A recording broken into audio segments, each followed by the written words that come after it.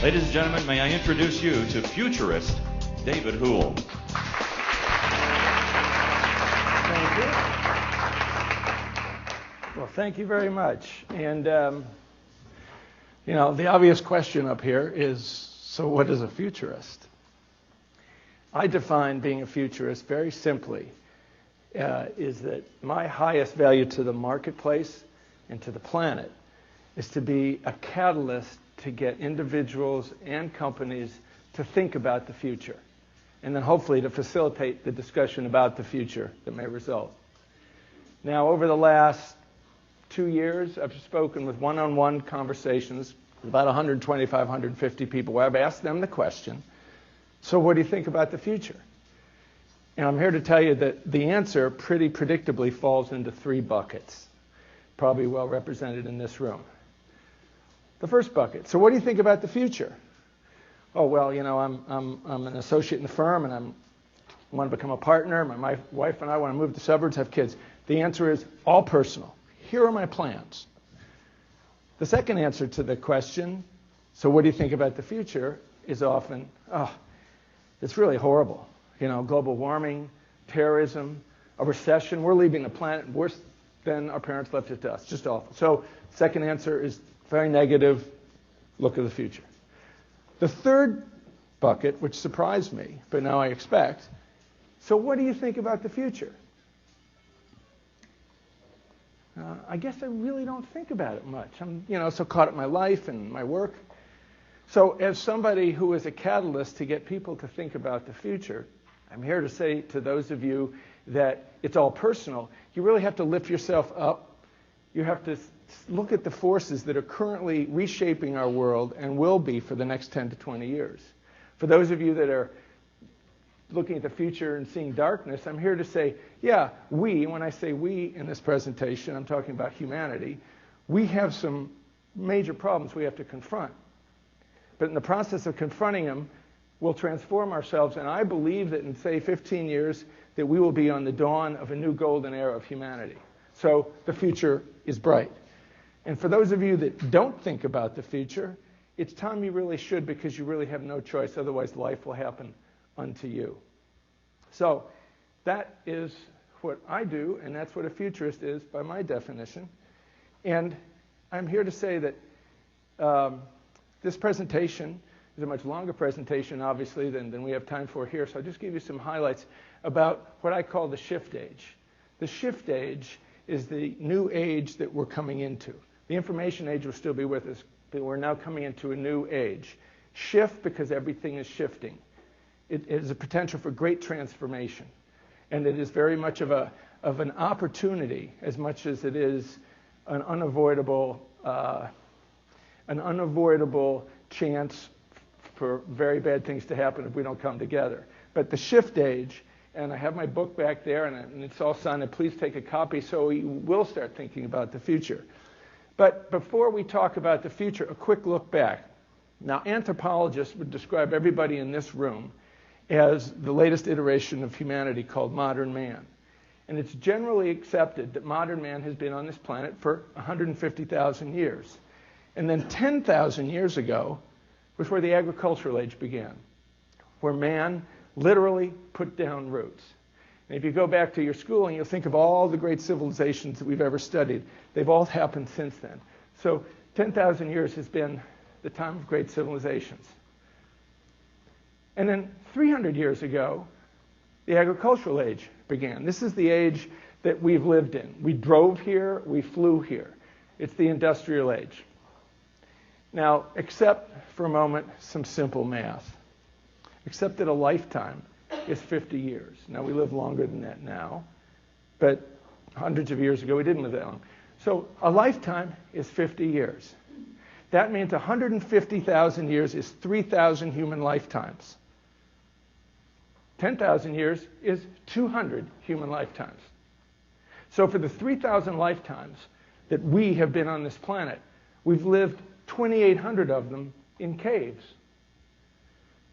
200 of them creating civilizations. So 2,800 lifetimes in caves, 200 lifetimes creating civilization, and only 6 lifetimes creating the world as we know it, the industrial age. And the reason I'm saying this is that to come to the age that is just winding down, the information age, that age existed in our lifetimes. So what that means is that we are unique.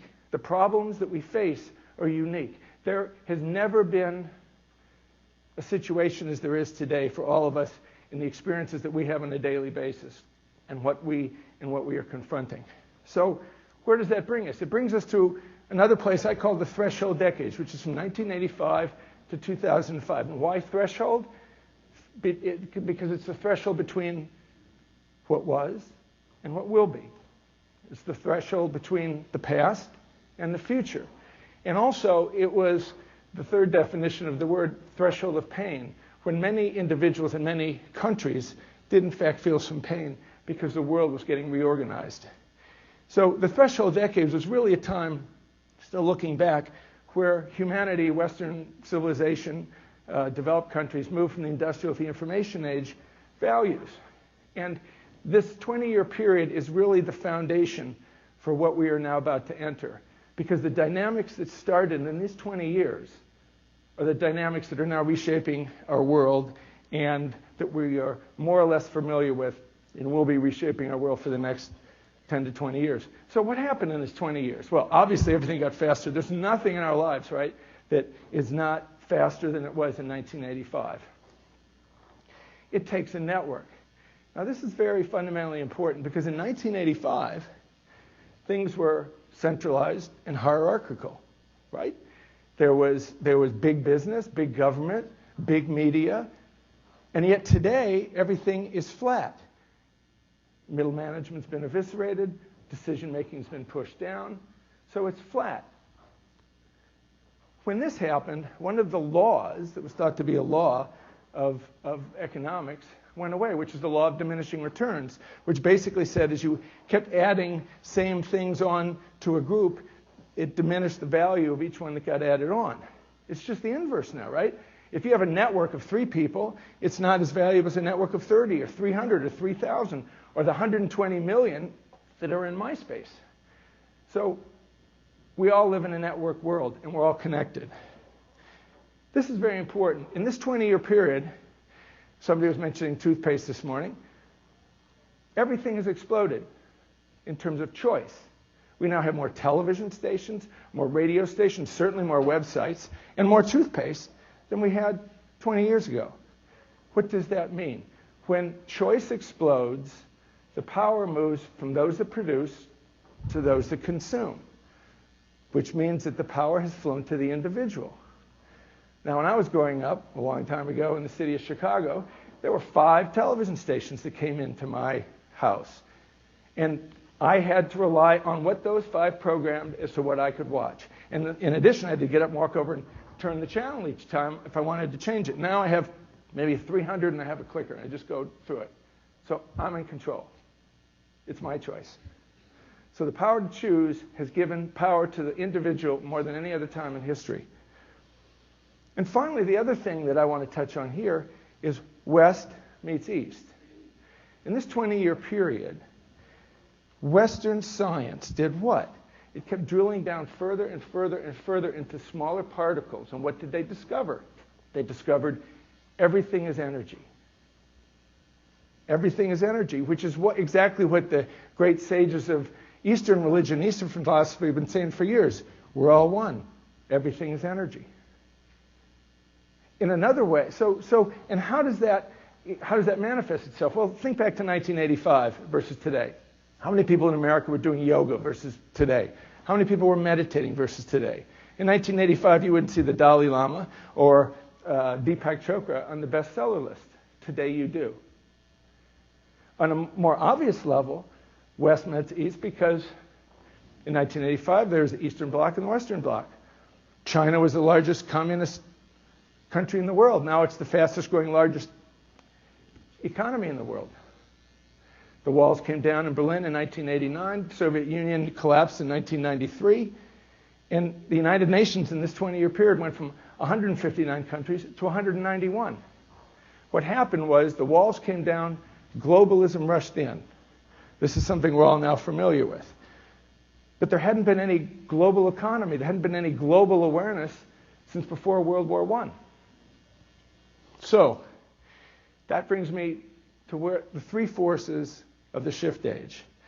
I contend to you that almost anything you look at today, the changes that you see, the discomfort that you might feel, either within your company may feel as you as individuals, can be traced to these three forces. The first force is the flow to global. That just doesn't mean the global economy. It means everything is getting reorganized around the concept of global.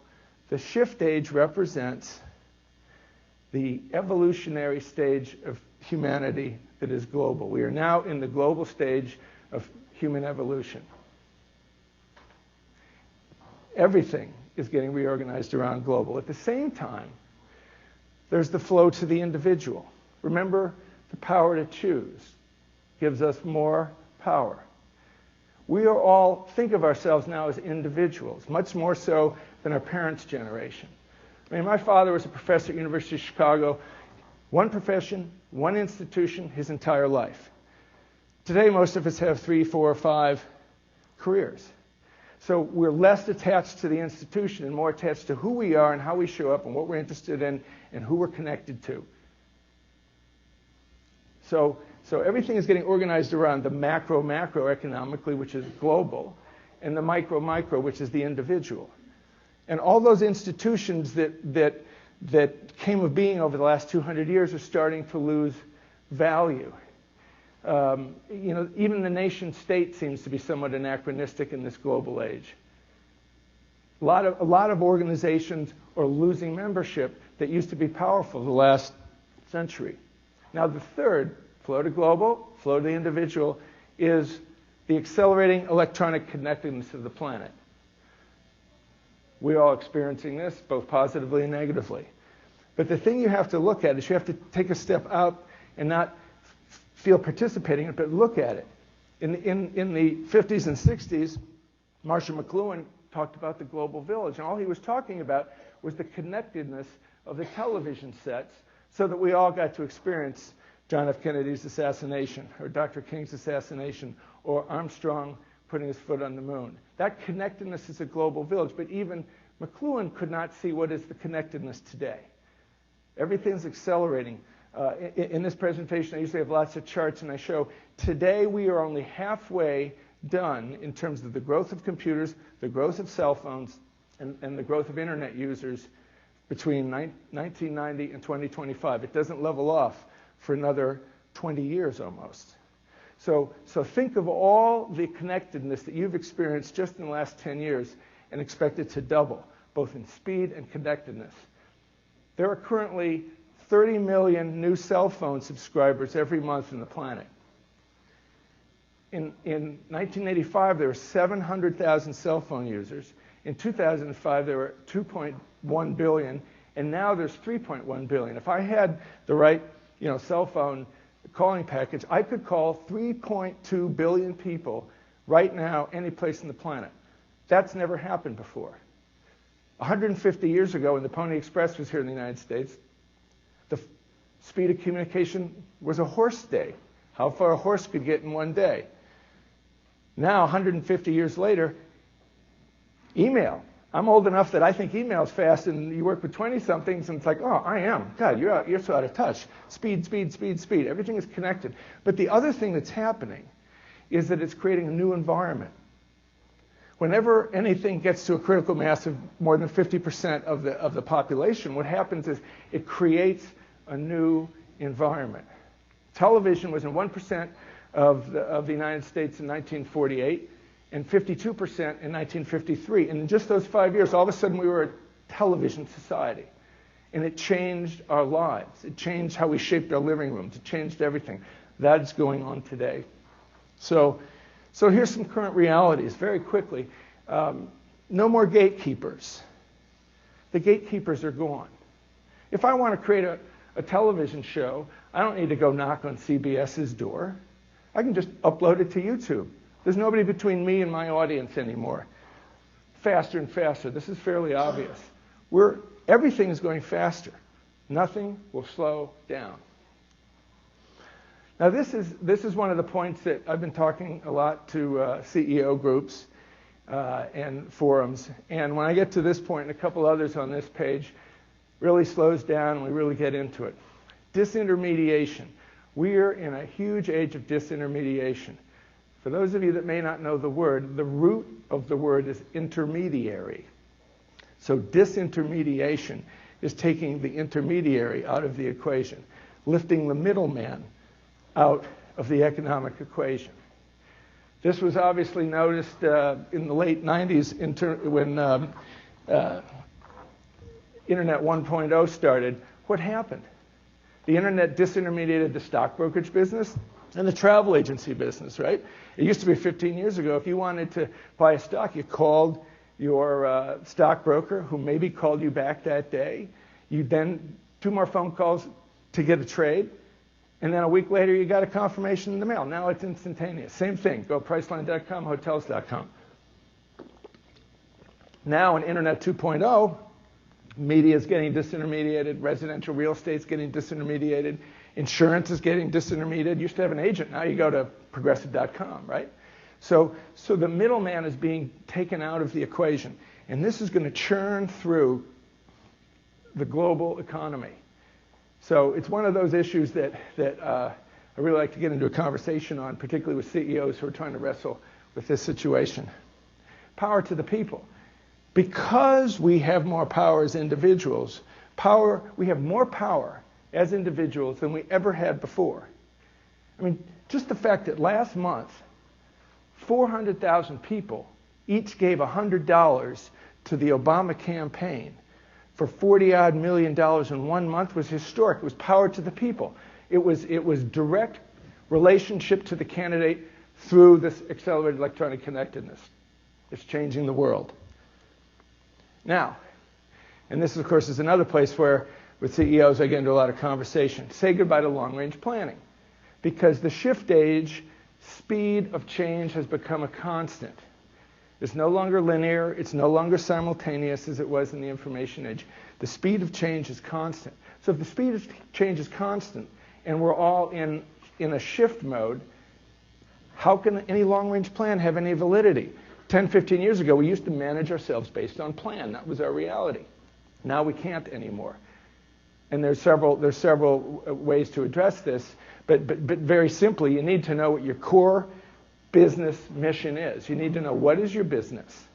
Then you need to know what's the shape of the transaction and where do those transactions reside that converts into revenue. And the third and most important thing is that you really need to know the emotional content of your brand.